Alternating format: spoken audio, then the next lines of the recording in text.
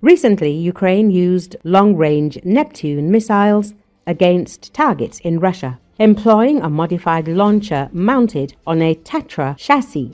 Engineers installed square transport and launch containers for 2 Neptune missiles due to the increased length of the missile itself. The new launchers have been supplied to the naval forces of the Armed Forces of Ukraine. Researcher M.T. Anderson, analyzing satellite images of Novorossiysk, dated November the 11th, said that there were 7 S-400 anti-aircraft missile systems in the area where the attack was carried out before the Ukrainian attack. The attack with the Neptune missiles affected both the oil terminal and the S-400 launcher.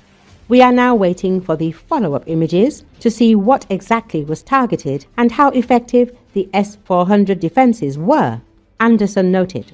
Monitoring channel Exilenova Plus reports that if satellite images confirm the strike, it would be considered the largest mass attack on Russian air defense systems. The attack could also change the military balance in the region and seriously damage Russia's strategic defense capabilities. According to available data, the length of the long Neptune is over 6 meters without the booster. This means that it is approximately 1.5 meters longer than the standard R360. In addition, it has increased not only in length but also in diameter. The central section of the R360L measures roughly 50 centimeters, compared to 38 centimeters in the standard variant. The wingspan has also been increased. The new launcher also uses an 8x8 wheeled Tatra 815-7 chassis. However, it appears to have been slightly lengthened and several components behind the cab have been removed, providing more space for the transport and launch containers. At the same time, the cab appears to have remained the same. Recall recently explosions were recorded in Novorossiysk overnight on the 14th of November as Ukrainian forces conducted a combined missile and drone strike on the Russian Black Sea port city, 300 to 400 kilometers from the southern sections of the front line in Ukraine. Fires were observed at an oil terminal and military installations, with video footage, satellite imagery, and local reports confirming multiple impact sites across the area. The attack is part of Ukraine's ongoing deep strike campaign in the Russo-Ukrainian war. Kiev employs drones and missiles to hit fuel facilities, defense plants, energy infrastructure, and military sites across Russia and occupied territories.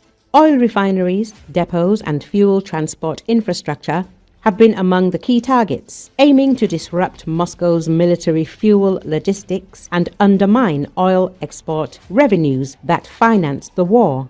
The attack began around midnight, with explosions reported in various districts of Novorossiysk in southern Russia's Krasnodar Krai. Posting 2 clips of a particularly large explosion, Exilenova Plus first stated that the strike hit military unit 52522, likely at an ammunition depot.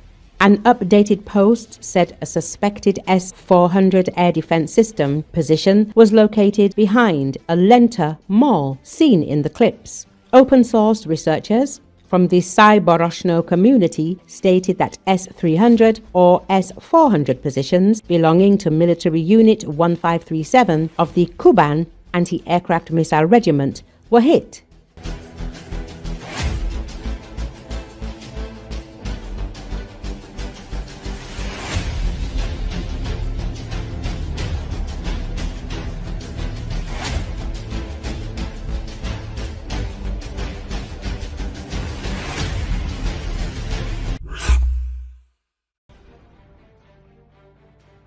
Ukrainian military expert and former SBU officer Ivan Stupak answered a question about the whereabouts of Russian dictator Vladimir Putin's Koschai's death.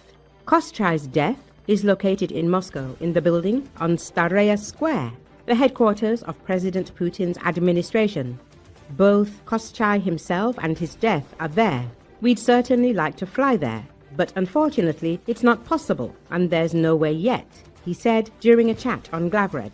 The expert believes that there are plenty of fat targets on Russian territory that Ukrainian defense forces could strike. There are plenty of targets. The question is what to use. Drones? A drone costs about $100,000, but its warhead is only 50 kilograms compared to 50 kilograms for a missile. So, you'd need 10 drones flying to the same spot to achieve the same effect as a single missile. But 2 or 3 missiles are preferable, he says. In his opinion, Ukraine does not yet have such capabilities, therefore the Ukrainian armed forces are limited in resources. If a drone hits a reinforced concrete structure, there won't be much damage. But if it hits an oil refinery, 20 kilograms of explosives would be enough to burn a large fuel tank. Therefore, Ukraine chooses high-value targets that bring in a lot of money for the Russian budget, but are easy to destroy, he noted. Stupak is also convinced that with a sufficient number of long-range missiles, the intensity of Ukrainian armed forces strikes will increase. When we are able to strike Russia with our own missiles, the president says the Flamingos will be flying by the new year. These strikes should naturally target Russian military installations as well as quasi-military installations, that is, research institutes and design bureaus working for the Russian military-industrial complex. For example, the places where engines for aircraft and drones, like the Shahed, are designed.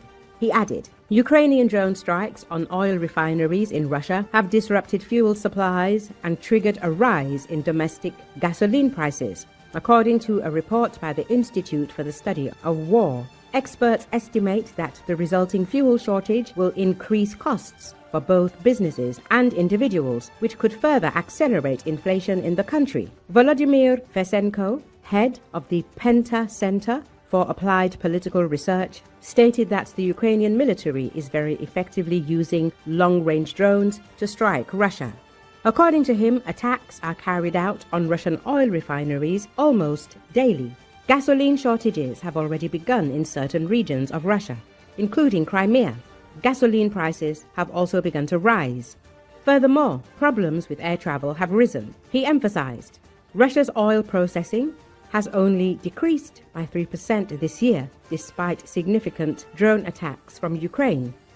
These attacks have targeted oil refineries, depots and pipelines, aiming to disrupt Russia's main source of funding for its war efforts. Most attacks happened early in 2025 and resumed in August, affecting 17 major refineries, which prompted Russia to reduce fuel exports and enhance drone defenses.